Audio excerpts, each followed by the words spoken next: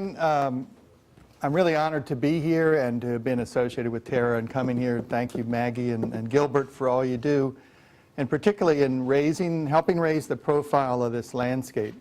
Just getting people out, getting people on the river itself, because as the General said, there's really some misconceptions about this landscape, and I've always been perplexed a little bit since moving here from Maryland and Virginia region in 1995.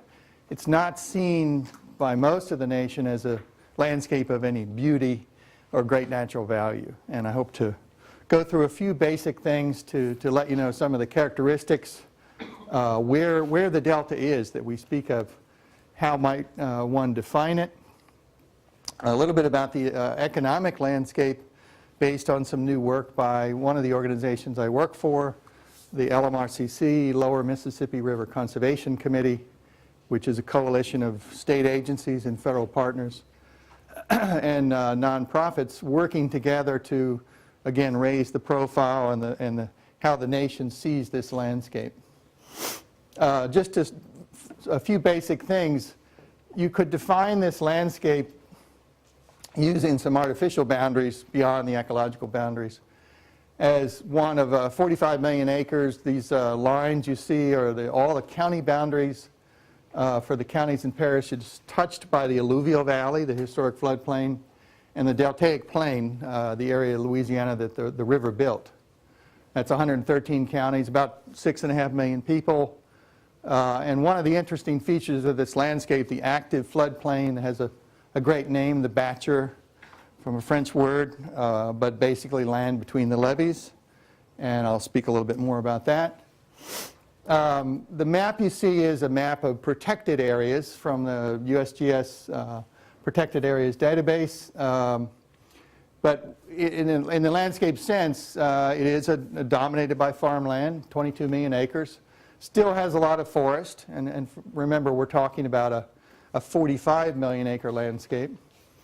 The emergent wetlands, coastal marsh is a lot of that, 2.5 million.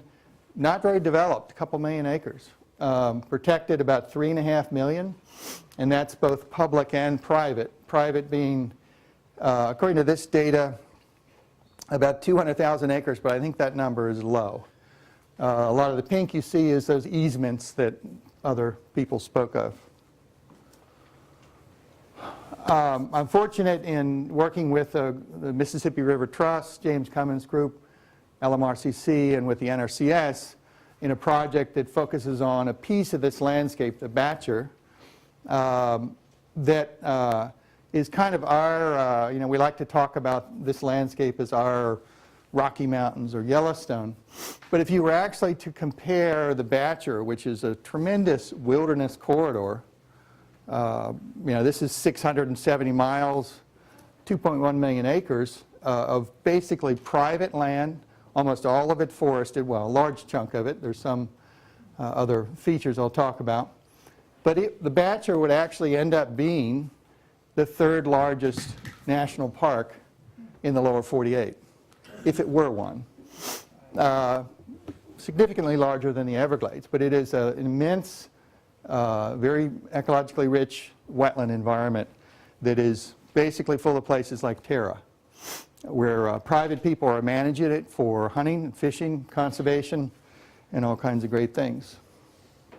If you look at that landscape, again, the active floodplain of the river, there still is about 430,000 acres of cropland in that landscape. And then one of the projects that I'm working on with James and LMRCC and others, NRCS, there's a map back there for where the cropland is, where the forest land is, that you might look at later. Trying to work with landowners, willing landowners, who during the 2011 flood realized that they're suffering a lot of erosion on their land.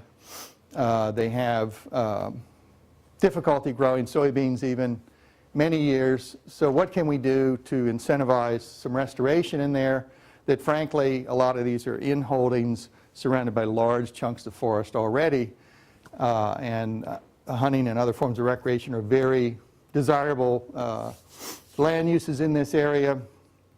The economics are pretty high on it. So we're trying to do what we can to work with those willing landowners, and James will speak more about that. But you end up with some tracts. This is up in Bolivar County, Mississippi, where are suffering some pretty serious erosion, like Bill showed, and where people were farming right up to the bank. And we found, I think in the Corps said in 2011 that having trees buffering the levees and some of these areas really is helpful in reducing some of the flood risks and stabilizing the landscape.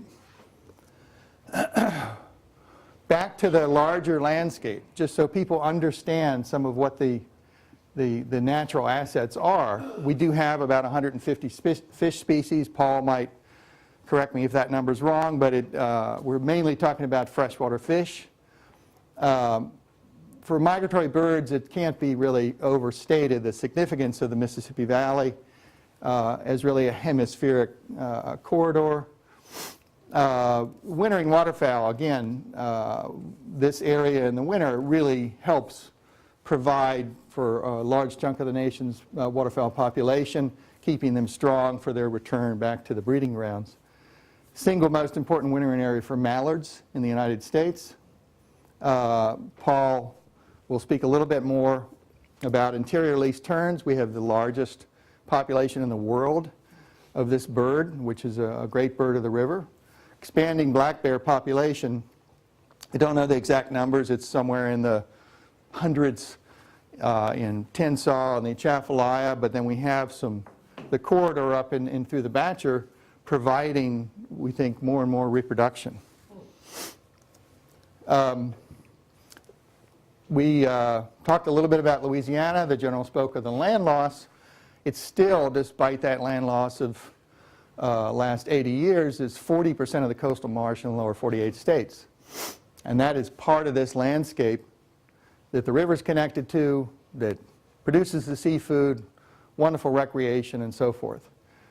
The Atchafalaya River, which when you learn how to pronounce it, then you start to really understand its value, but it's an incredible place of great size, the largest river swamp in North America. If you get a chance to go there, ride through the swamps, you'll really be amazed at the richness and the culture and so forth. We have a Ramsar wetland, one that's been designated as having international importance. I think it's one of the 34 sites in the United States, and that's the Cache and Lower White Rivers area, which is again, the general mentioned in part of his talk. You know, we talk about recreation. You drive into Terra, there's a 5,000-acre lake. Well, there's more than 200 lakes of 20 acres or larger.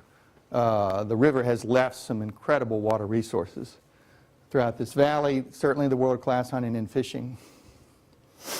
Last week I was up in Memphis helping present to a group of mayors on the river, the group called the Mississippi River Cities and Towns Initiative, to talk a little bit about the economic landscape that the natural landscape feeds into. The LMRCC has gone about updating an economic profile of the river region, this 113 counties, and looking at the 10 sectors and their ties indirectly or directly to the river. Manufacturing, navigation, agriculture, timber, all these things actually are tied to that river environment.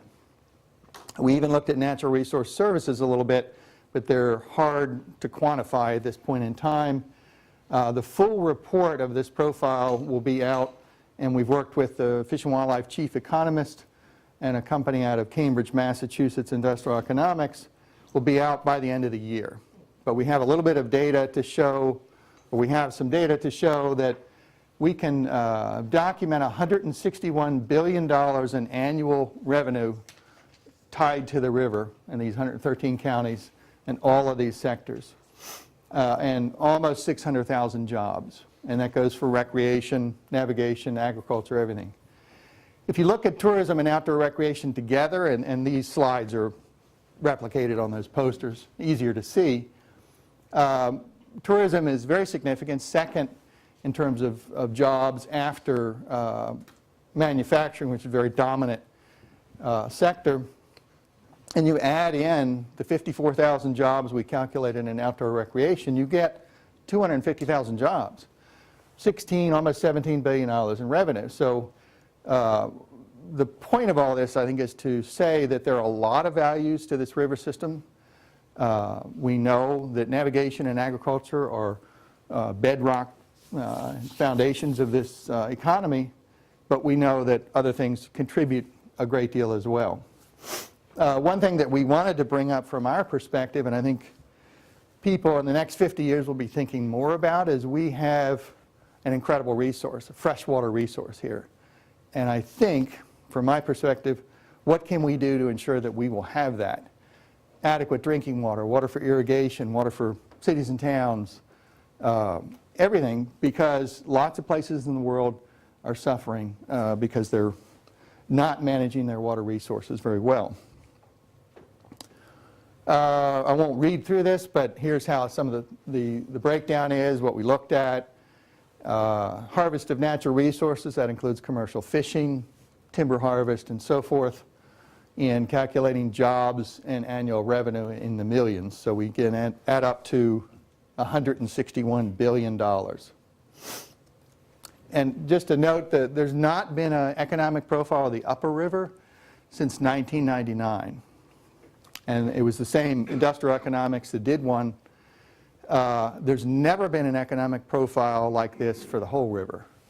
And I think there's a great interest in that. But we don't have a lot of data. We think this is some good data, and the economists were fairly conservative in calculating it with from a lot of sources. I won't go through this, but you can see how dominant manufacturing is in revenue. I asked the economist the other day, I said, what is revenue? It's really that, you make a widget, you sell that widget to somebody. I grow a catfish in a pond, I sell it to a processor. So that every time those first points of sale are made, that's revenue that we're counting. So it's not all the multipliers that you could put in there. It's just the first point of sale. Employment is a little bit more balanced. So you have a lot of people working in tourism and manufacturing and the other sectors. So there's some interesting figures there.